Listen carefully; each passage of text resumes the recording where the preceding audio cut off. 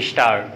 दिल्ली की एक अदालत की ओर से दिसंबर 2019 में जामिया मिल्लिया इस्लामिया के आसपास नागरिकता संशोधन कानून के खिलाफ हुई भीषण हिंसा में आरोपित 11 लोगों को जिस तरह आरोप मुक्त कर दिया गया उससे कई प्रश्न खड़े हो रहे हैं। इन प्रश्नों का उत्तर मिलना आवश्यक है क्योंकि अदालत इस नतीजे पर पहुंची है कि दिल्ली पुलिस हिंसा के असली षड्यंत्रकारियों को पकड़ने में असफल रही। दिल्ली पुलिस को या तो अदालत के फैसले को चुनौती देनी चाहिए या फिर यह बताना चाहिए कि वह अपराधियों तक पहुंचने में नाकाम क्यों रही। यह स्वीकार नहीं कि दिल्ली पुलिस अदालत के फैसले को स्वीकार कर ले और हिंसा के गुनाहगारों की खोजबीन ना करे। यदि ऐसा कुछ होता है कि हिंसा के दोषियों का दुस्साहस और अधिक बढ़ेगा, इसकी अनदेखी नहीं की जा सकती कि नागरिकता संशोधन कानून के खिलाफ हिंसा की शुरुआत जामिया मिल्लिया इस्लामिया के आसपास से हुई थी। यह हिंसा दिल्ली ही नहीं देश को भी दहलाने वाली थी। इसके बाद दिल्ली के साथ देश के अन्य इलाकों में भी हिंसा भड़क उठी थी। अदालत ने आरोप मुक्त किए गए लोगों को जिस तरह बलि का बकरा बताते हुए अहमियत को प्रोत्साहित करने की बात कही, उसे हजम करना आसान नहीं। इसलिए नहीं क्योंकि यह किसी से छिपा नहीं कि नागरिकता संशोधन कानून के खिलाफ हिंसा अहमियत असहमति व्यक्त करने के बहाने ही की गई थी और इस दौरान जमकर आगजनी और तोड़फोड़ की गई थी। यदि आगजनी, तोड़फोड़ और हर किस्म की अराजकता को भी असहमति के आवरण में ढक लिया जाएगा तो कानून के शासन के साथ लोकतंत्र को भी संचालित करना कठिन हो जाएगा।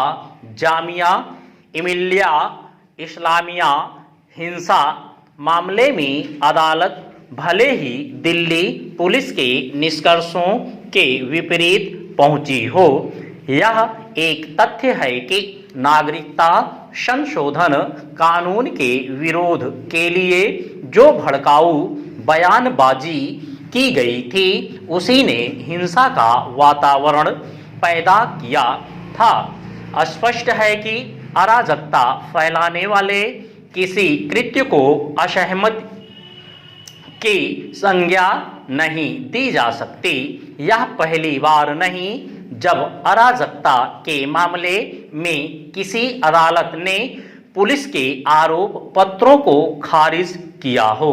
इस तरह के मामले सामने आते ही रहते हैं। कई बार ऐसे मामले चौंकाते भी हैं। ऐसे मामलों में केवल यह कहने का से काम चलने वाला नहीं है कि पुलिस की कार्यप्रणाली में सुधार की आवश्यकता है।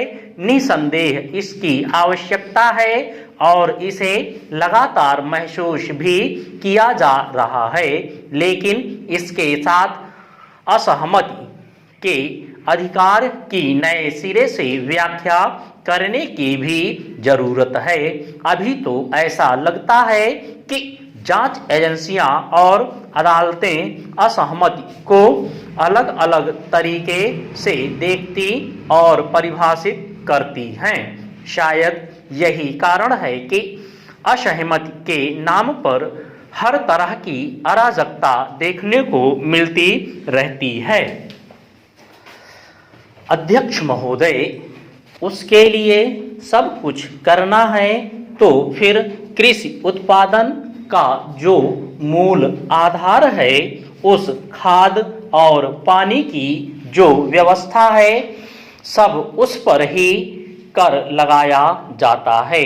तो मेरे मन में आता है कि कहीं वित्त मंत्री महोदय अपनी ही बात को अपने ही सिद्धांतों के द्वारा तो काट नहीं रहे हैं।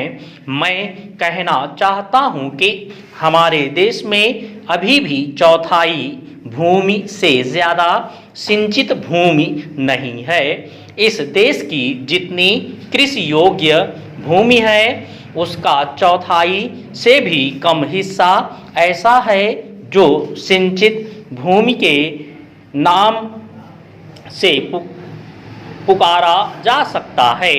मेरी राय में अब समय आ गया है जब पिछले 2-3 वर्षों की नीति पर फिर विचार किया जाए और एक मात्रा में घाटे के बजट का सहारा लेकर ही सही आर्थिक तथा सामाजिक विकास योजनाओं की गति को बहुत बढ़ा दिया जाए।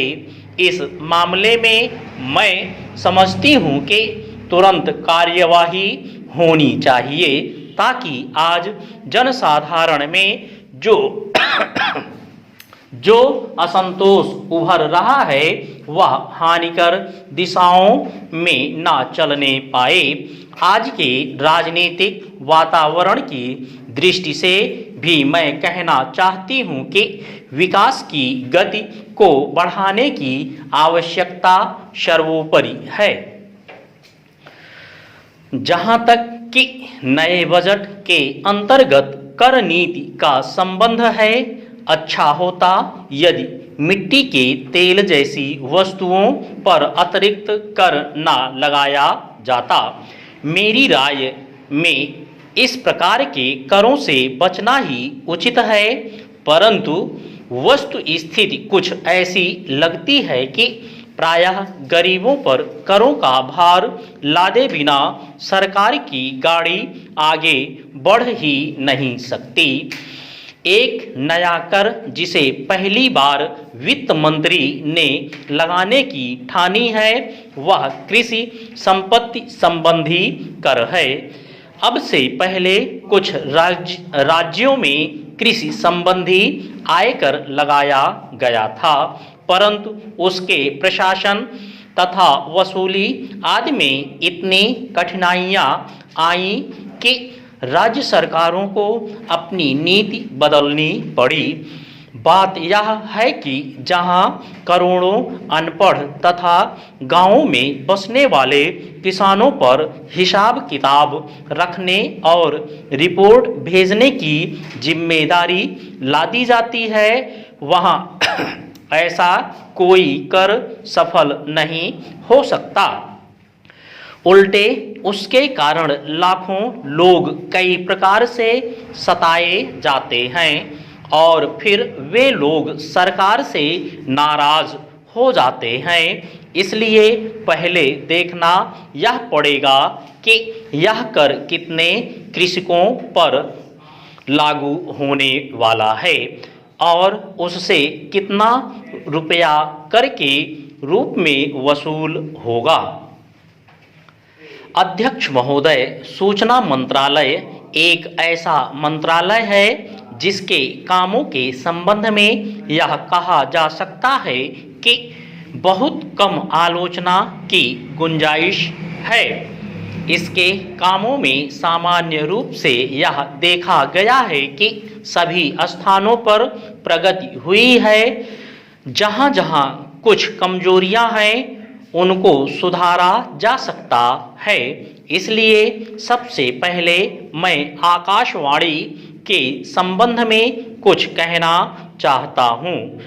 यह बात सच है कि आकाशवाणी ने परिस्थितियों के अनुकूल अपने को परिवर्तित किया है। और जब हमारे देश पर संकट आया